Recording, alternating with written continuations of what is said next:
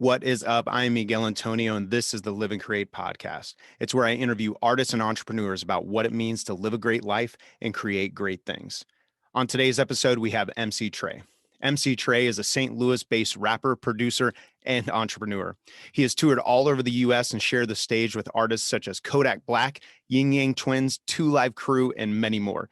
You can check out his latest album, Late Night Flights, buy his Do You merch online, or stop in at his Hustle City storefront in St. Louis, Missouri. In today's episode, he shares the journey of becoming a rap artist and learning the value of building an actual real brand. He also shares how growing up in a family in politics taught him the value and importance of hustle, yet at the same time of investing in your own community. MC Trey is one of the artists that inspires me daily to accomplish great things. I know he'll do the same for you. Enjoy the episode. The Live and Create podcast.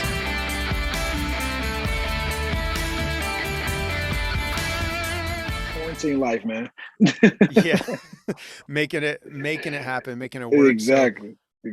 Well, man, there's so many things. You are up to so many things that we could cover. And I just think about, I was looking at your bio and saw the list of performers you share the stage with, like Kodak Black, Two Live Crew, all these cool things. And I realized I was this close. I was this close to saying that I shared the stage with MC Trace.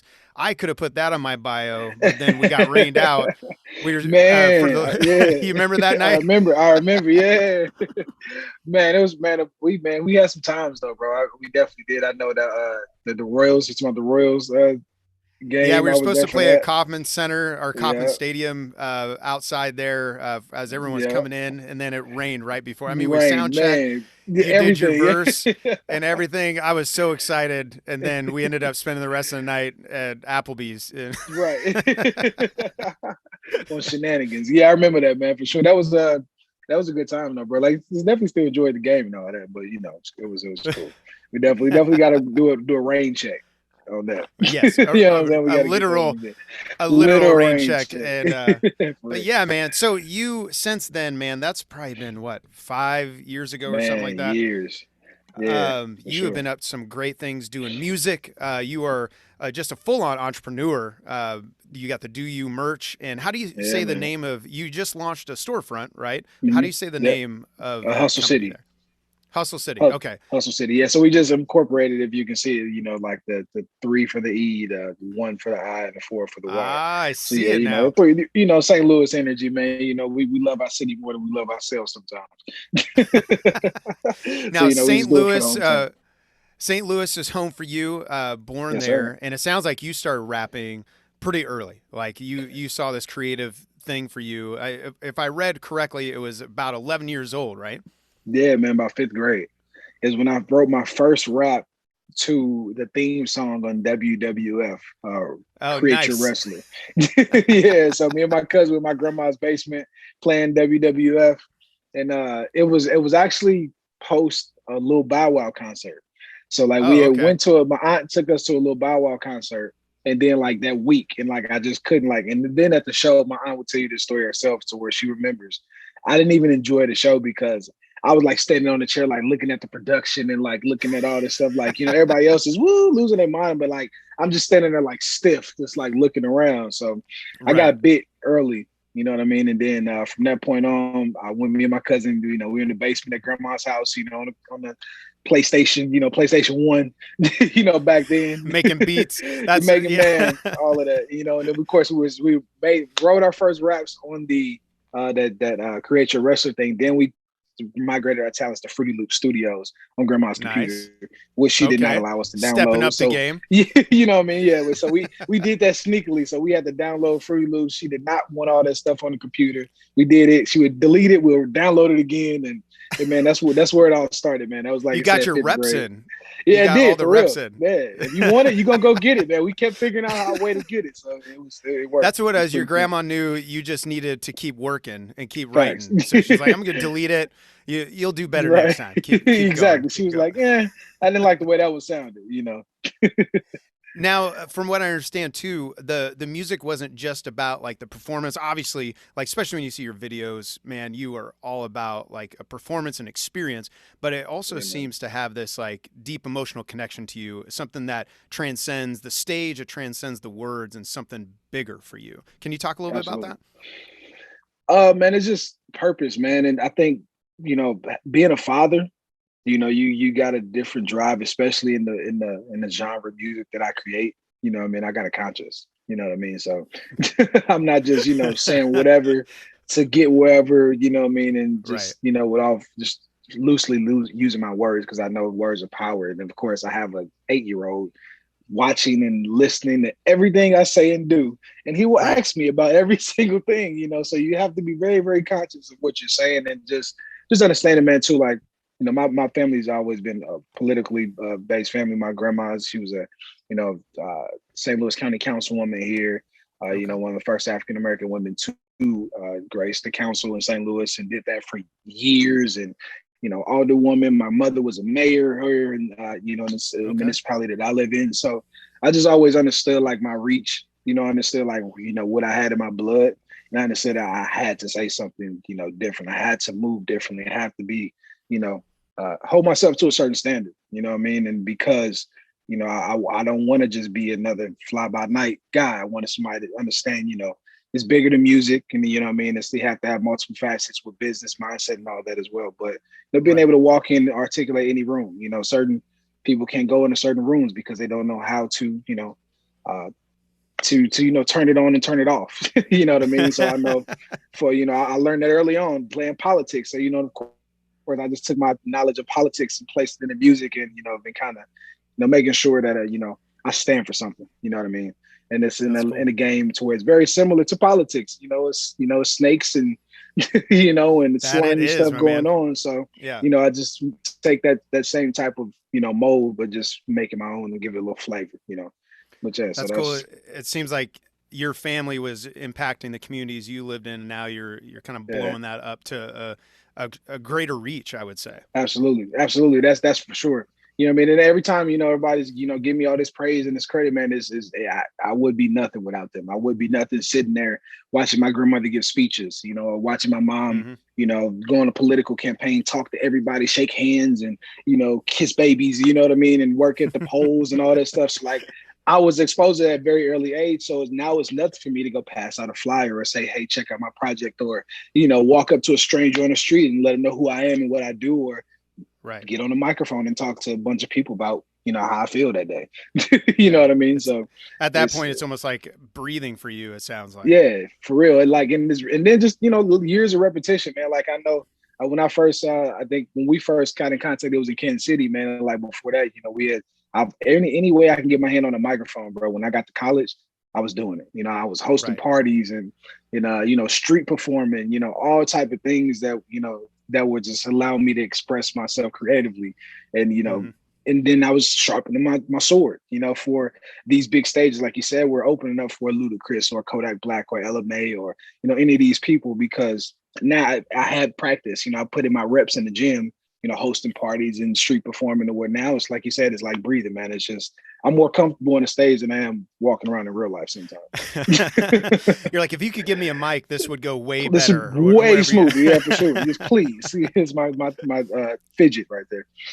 Well, and that mentorship that it sounds like you got from your family, I see that the things you post online, which you just talked about with your own son, and then even in your videos and your music, it Mhm. overflows. There was a video, I want to say it was called "I Told You So." Is it? I told you, yeah, Yeah, I that was told one of you, my right? favorites. And Yeah, where you break down, and it's a picture of you I'm telling this for the audience. I know yeah, your yeah. video, but No, no but doubt, no doubt.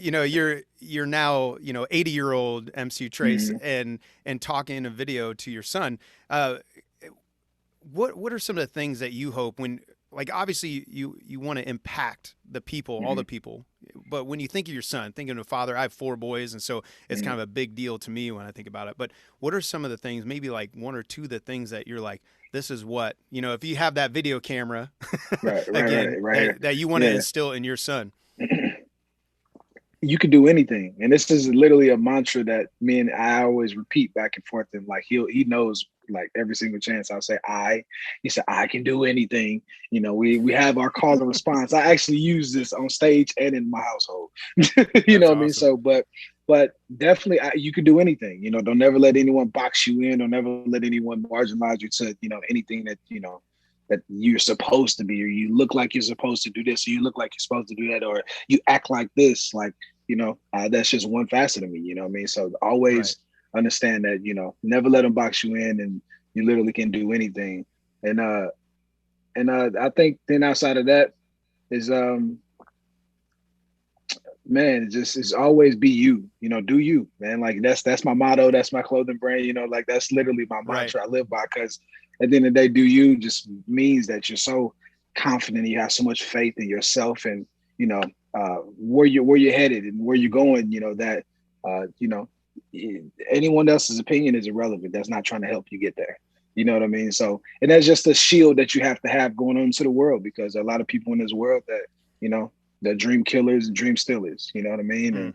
And some people are dream builders, you know what I mean? So they're going to help you. They're going to have tools that are going to help you along your way that you can use, and of course, and reciprocate, you know, that energy. But always just do you, understand your end goal, understand your why, and just keep going, man. That embodies, I feel like, you know, doing you at all times, you know? That's awesome. And obviously you break that down in your video. Hopefully people listening Yeah. will go check it out. I told you that was what, I think That 2019 was that you was the dropped eight. that. That was into 18. Yeah, I dropped the And song 18. 18. I Okay. dropped the video at 19. Yeah, so as of right now on Facebook, man, got like over 100,000 views, and we, you know, That's just awesome. we study. I feel like still that might be that one, you know, like to where like something might happen randomly in the next year, and then be like, okay, it's Right. because of this song. You know what I mean? I'm still putting out It's that music, of legacy course, song but that keeps coming back and keep yeah, it's coming that back and one. keep It's going. that one I'll be performing for the next 5 years. Now, a lot For of sure. artists have merch, right? Hmm. But you created the Do You brand, clothing brand, Right, which, and then ultimately now you've launched your storefront. And right. so, what led you to create those businesses? Yeah, I guess what propelled you to do it that way and to approach it that way as an artist? Man, just the business mindset that I told you I kind of saw, you know, just growing up.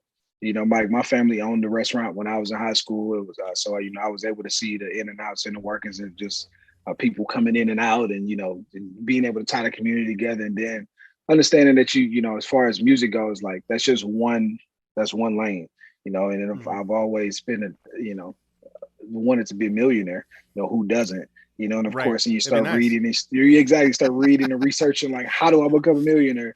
You know, it's like 7 streams of income. You know, you got to have multiple streams of income. You know, and of course, we always see people do, you know, like the Jay-Z's of the world that, you know, had Rockefeller Records and a Rockaware clothing line.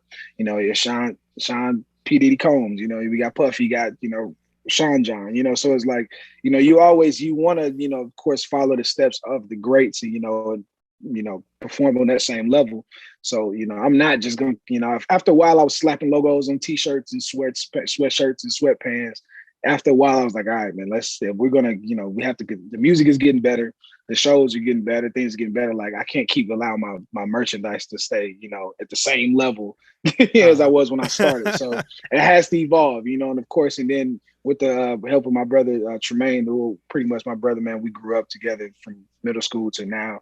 You know, his clothing brand is called In Blue, and so with his brand, he was doing our handmade garments. You know what I mean? So we're talking about cut and sew. Everything started from a Wow. piece of cloth, and you know, and of Okay. course, we control every single detail.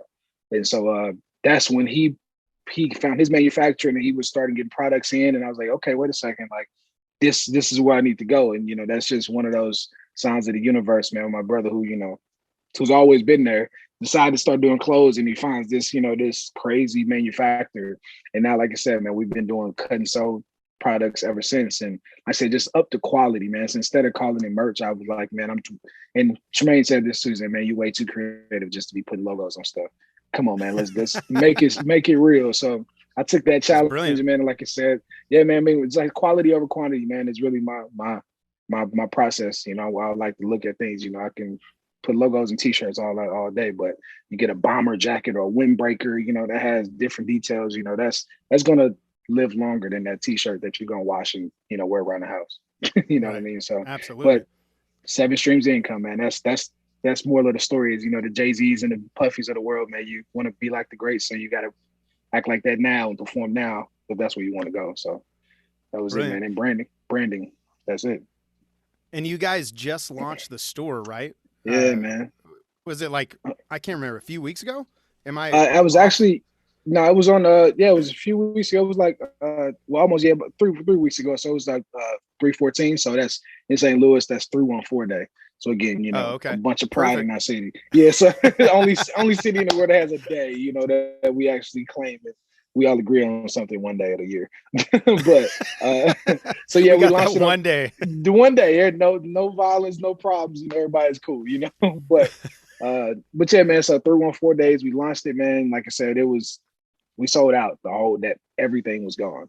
Like, I don't know if you've Wow. seen a picture of my Instagram, man, but it was like literally shelves were empty. Like it was a Dude, before. that's amazing. It was crazy, man. So there was a lot of love we received from the city, man. And just, we me and my circle group, my friends, we all selfless. We all have, like minds, like goals. So, it's just, we all can play any role on the team at any time. You know what I mean? And so That's that's what awesome. we're trying to do, trying to, keep that mentality contagious with the people that we work with, anybody that comes into contact with us, because, you can't do it alone, man. It's not even Right. possible. You know what I mean? So you Absolutely. can, it's a ceiling that That's you, such a common thread too, that all the successful artists that I've been talking with on this podcast, almost every one mhm. of them brings up some form of community and how Yeah, important that absolutely. is to Takes a any village. kind of success they're going to have. So now Yeah. I know your time is limited. You're doing so many things. We could probably talk for hours about it. And I like real quick too, I think Mhm. is the reality for musicians and a lot of people, what it's a piece of the world that I think a lot of people don't think about. And the reality is Mhm. like right now you're taking a break in between. You got your day job. Now you have your own Right. clothing brand. You Mhm. literally are running and operating your own storefront. Mhm. Well, one day you're going to be touring again, like the rest of Yes. us when, Very, very soon. Yeah. the world got shut off, but you were touring Yeah. before, but you Yeah. also have this day job thing. What would you say to the working musician who's having to juggle all those things? Like what kind of encouragement would you give to them right now? Slow down, breathe, and don't let anything outside of your priorities rush you. So of course, I do all of these things, but first I'm a father. You know what I mean? Like, second I'm a son. So I got to take care of second and the grandson and the nephew and all that stuff. So prioritize, what matters the most first.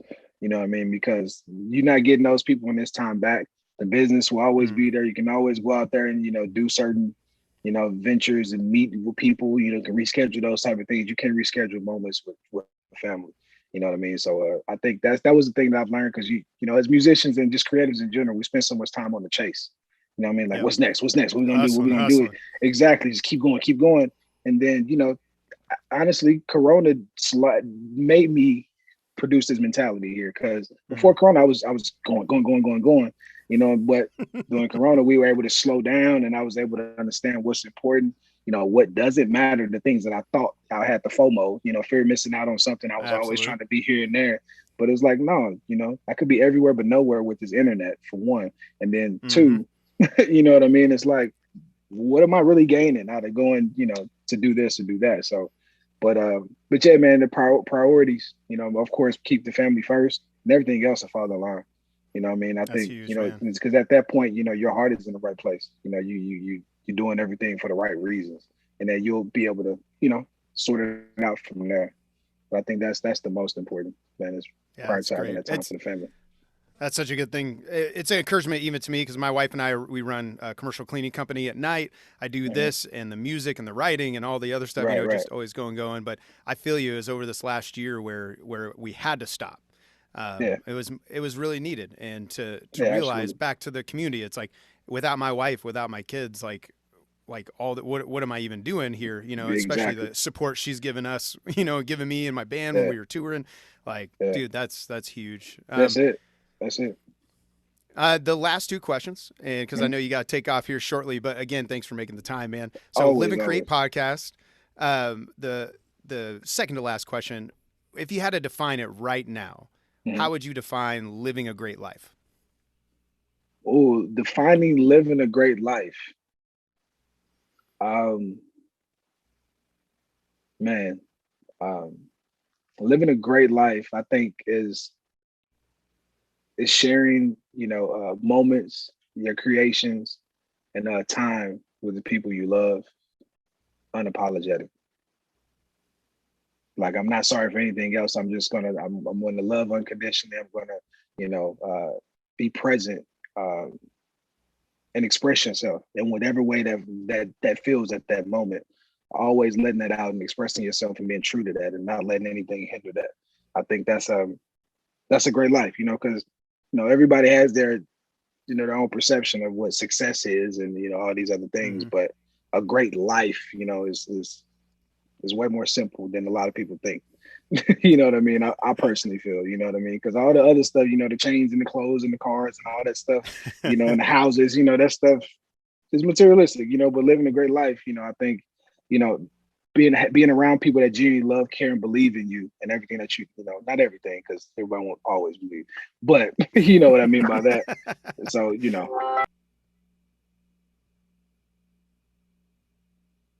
Oh, cut out there. You got muted if you okay, can hear me. There can you you go. hear me? Oh, yeah. Oh, Yep, it's small. 1 second. Let me get this off. 1 second. I'm sorry.